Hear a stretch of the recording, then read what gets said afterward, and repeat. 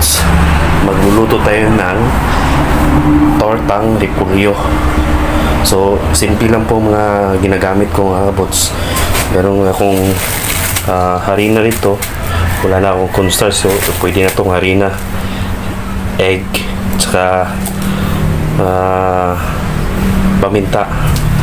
So ang nakalagay dito mga bots, hinalo ko na, meron tong spring onion, onion at saka garlic, at saka yung repolyo inad-add ko ng pinong-pino. So meron tayong tuyo, at saka yung original na pangtimpla, Ajinomoto or betsin, at saka salt.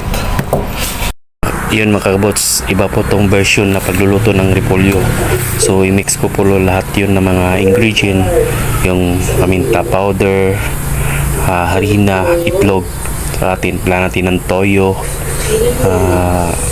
Ajinomoto at saka salt.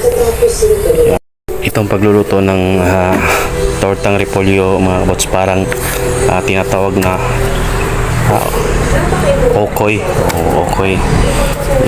Yun, ibang version ko po to, hindi katulad ng iba na ginigisa yung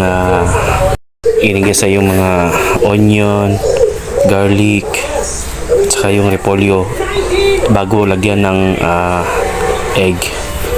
So iba version ko po to, sariling parang sariling gawa.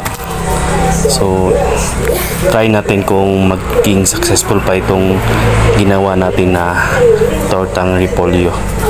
So abangan nyo lang mga kasunod na mga nilalagay ko. So yun, kita nyo naman kanina naglagay ako ng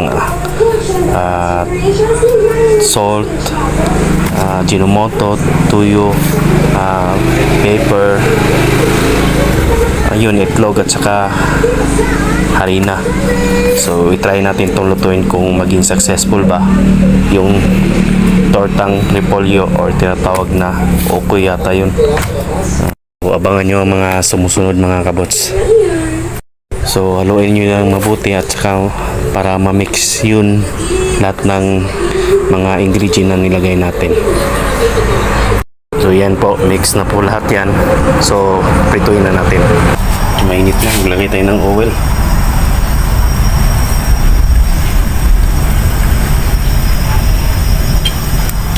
Yan, sandok lang po, sandok. Lagay na natin.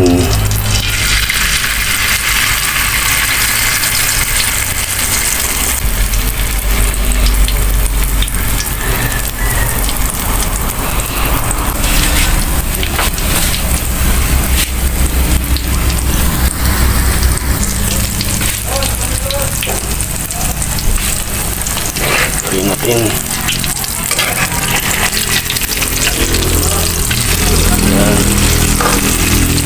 Yan na.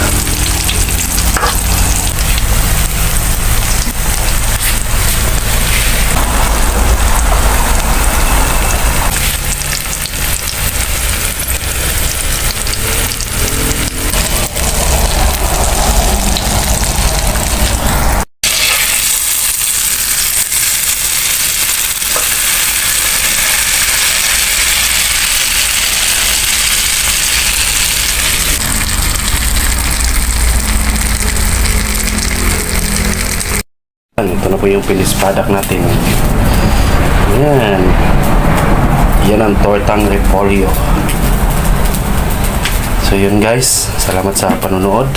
At don't forget to subscribe, like, share, at follow my video. Nandyan lang po sa taas yung YouTube channel ko. Paki-subscribe lang po sa hindi pa nakapag-subscribe. So paki-follow din sa Facebook page ko. So yun mga kapots, thank you and see you next time.